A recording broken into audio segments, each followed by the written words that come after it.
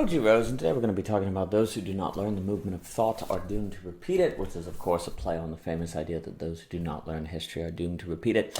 And the idea here is that it can seem like thought has a kind of formal structure, and I think Hegel was all in on this, and more just kind of emphasizing or bringing out something that's already existing in Hegel. But what's interesting to me is how, whether it be economics, sociology, philosophy, theology, I could go on, there almost seems to be kind of a repeating pattern of how thought develops. Now, I'm not saying this is necessarily the case. All of this could be completely wrong, so we're just speculating here. But the idea is, it's kind of like how Howe talks about in his books Generations, maybe 93, 92, maybe earlier, on the idea that history seems to follow certain generational cycles. You have the individuals who are, it's almost like a revivalist, kind of hopeful, revivalists, visionaries. Then it leads to a period of growth and development and prosperity. Then you get a decadence, and then you get a nihilism, and then nihilism births the next spiritual reformation, revolution, and on and on and on. And there's a kind of cycle to history. Now, it's not perfect. It's not a perfect cycle. And it's not even necessarily bad that this cycle follows. It depends. But the idea is that there's some sort of repeating pattern that you see generationally.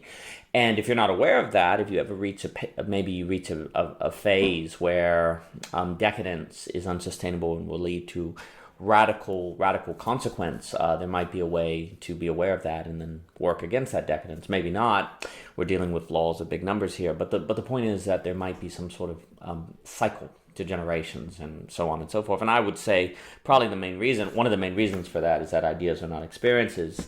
The generation that lives through something that awakens them to the need to have vision will just be an idea to those who come later in the cycle. They won't experience the need for vision. They'll just have an idea for it. And ideas simply do not motivate human action like does experience. So it's just simply probability that people will not change their ways relative to hearing stories. And that's I think that's actually, it's in the conflict of mind. That's one of the main reasons that history repeats, is because ideas are not experiences. And I wonder if there's something to thought about this. I think it's almost like you see thought starts in an ideal state, some kind of perfect state or a pure state, we could say. Then it moves into a critique of purity, where you're saying, well, purity can be bad. We need to have kind of a bothness. But then that bothness leads to perhaps a mediocrity or a lukewarm middle. So there's a return to ideals or an emphasis on the need for an ideal. But then when that proves oppressive or that ideal restricts people or proves problematic, then there's a decentralization, there's a breaking apart into smaller groups or denominations or tribes or whatever that then have their own ideals and visions, which then is accepted until one of those groups or one of those people does something immoral, slavery, mutilation of children, something, economic disparity, injustice, internment camps, and so on.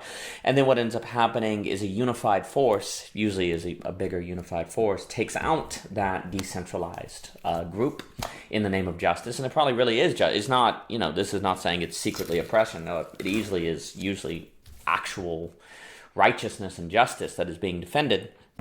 It's just that the people in one of these decentralized groups did not agree with that ethic. And then there's a return to ideals. There's a return to a need for a purified state, because there's an awareness that if you let people decentralize into their own worldviews, they can do oppressive things. And so the cycle begins. Now you're back to the ideal. Eventually you'll get an emphasis for the need for bothness. Then there will be, when you get the mediocrity and lukewarmness of that, there's then a return to ideals but these ideals, it's almost like maybe the third step is more like a system or something that does the work for you. I'm not sure, but it's a kind of return to ideals. And then there's a decentralization again. And eventually the moral wheel breaks through and it returns and returns and returns. So for example, when a religion starts, I would say that theology might be uniquely useful for following the trajectory of thought to see these repeating forms. Because theology is old. You could say it's the oldest philosophy. It's the oldest form of thought of which people were heavily invested in and saw it as a way of life and deeply, deeply connected with it. And most other fields are rather new compared to theology. So theology might have the longest track record to see if there is a repeating movement of thought. And, you start off with an ideal of, say, God, perfect state, perfection, returning to the perfection. Then there's an emphasis on, well, if we emphasize perfection, we're out of this world. We need to kind of look at what's going on and try to get involved in government. Christianity, Jesus, resurrection, then Constantine, we need to get to a government, we need to be practical. Then that fails, and there's a return to a sort of emphasis on the ideal. Kind of looking at maybe something like an Augustine or move into medieval thought. But then in response to that, there's a breakup of the Protestant Reformation, decentralization, new units. But in that decentralization, there's then a feeling of chaos that people reject. Now, that was all extremely general and left out a whole lot of details, so I'm not claiming that's an authoritative understanding of the history of Christian thought, but the point is there's a kind of structure there.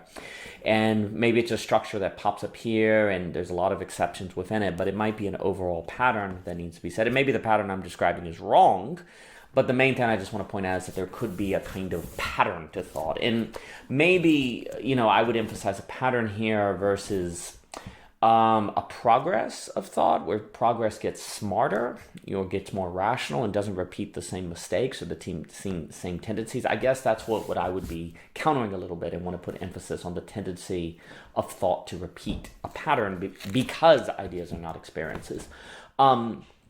So for example, you start off with a vision in economics of a free market, a perfect state with a market left to its own devices is able to do everything well. It's perfect. It works out quite well. Then you have a response to that that's like, well, markets are unstable. We need to create markets, maybe a Planier, or we need to use the state to stabilize them, a Keynes or something like that.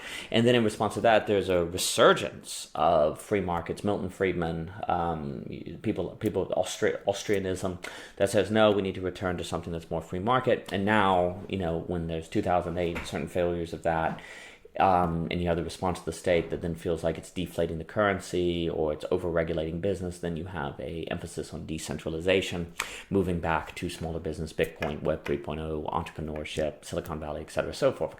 But then you have an idea of these Bitcoins being used for drugs or terrorism, entrepreneurships, taking advantage of speculative markets and the equities, and then there's a reaction against all of that to return to some sort of either pure state, you could say there's a kind of communism, the possibility of a pure unmediated space where people can exchange with one another according to different modes of exchange, and that works out, or a return to the free market, etc. Or you can even talk about a return to kind of an agrarian, isolationist, Amish way of life.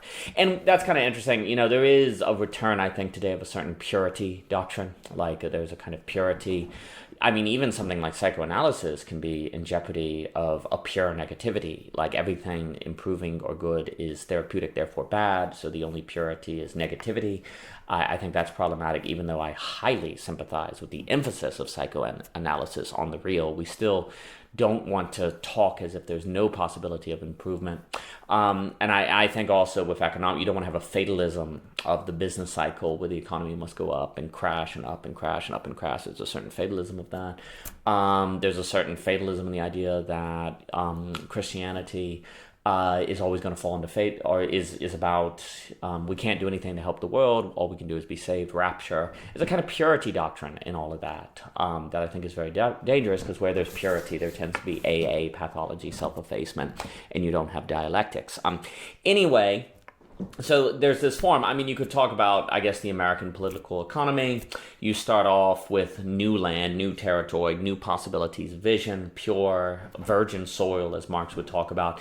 Then that moves to, and you start creating a government, but that then starts off where it starts to fragment into states. There's a kind of, we need to be free and have powers, the colonies, but the Articles of Confederation don't really work.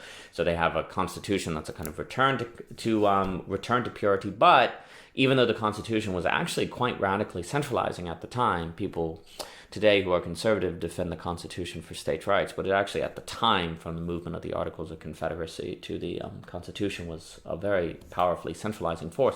But it wasn't extremely centralizing until you had, say, the Civil War, and you could argue that the American Revolution, by not addressing, say, slavery or the bounds of the state, was actually just kind of left open the door for the Civil War. But when the Civil War happens, that's decentralization. Okay, so states have rights, but they use their rights in a way that people don't agree with, or slavery, or other people go against those rights. And I think the Civil War has to be discussed. You have to get into Gary Gallagher, Shelby Foote, all these different people to get into that. But the point is, there was a movement against destabilization and then a return to a certain purity in the quote-unquote union. So there's this movement, and I think you can see it also in sociology. There's the idea there's a pure state, but really was a hegemonic race. It was all people are equal. All people are equal, but only whites are equal, as Charles W. Mills talks about. So there's a pure racial state, maybe a pure nation state, Britain, empire. And it's like, well, empire can be oppressive and bad, so you get a splitting apart of people, maybe segregated, and that's no good. But then you have, the Civil War that's trying to free people up, but it's a return to a certain union. But then the government, in its very totalization, can now, as a union, mobilize people into World War I, as Livingston will talk about. But in all of this follows a trajectory of identity that's trying to keep identity from being oppressive, that moves increasingly to a centralized state. More examples could be made, and again, this is all very speculative, but I do wonder if there is some sort of repeating pattern of thought in the form of thought, not so much. And when I'm talking about thought here is like the ideas of a people, like people's ideas change about the economy through history. Their ideas change about the state, and then how their ideas change how they influence the state or how they do the economy. So it's a back and forth feedback loop, reciprocal feedback loop. And I'm wondering if there's a kind of repeating form in it all. Now, I do want to argue that it's all contingent. I stress Hegel's contingency. So I'm not saying this is fatalism. I'm saying it's a tendency, and it's always contingent. But in that very contingency, there's still the concrete reality that ideas are not experiences. And so that very concrete reality that experience motivates us more than ideas, despite the ultimate contingency of reality, could result in a tendency of a certain movement of thought, in the same way there seems to be a tendency of the movement of generations. And I would even say, if that idea of the generational theory is true at all, that would suggest in of itself that there's a movement of thought, because people move from vision to ideas on personal responsibility, hard work, capitalism, whatever. Now, I'm not saying there's one problem with those ideals, but there's also problems with being entirely against those ideals. But that leads to ideas about decadence and comfort and what's rational, what you should do with your time, that leads to ideas that are more nihilistic, meaningless, hopeless, so on and so forth. So that right there might suggest a form of thought. But anyway, for more by O.G. Rose, please visit ogrose.com, Twitter, Anchor, Instagram, so on and so forth. And thank you so much for your time.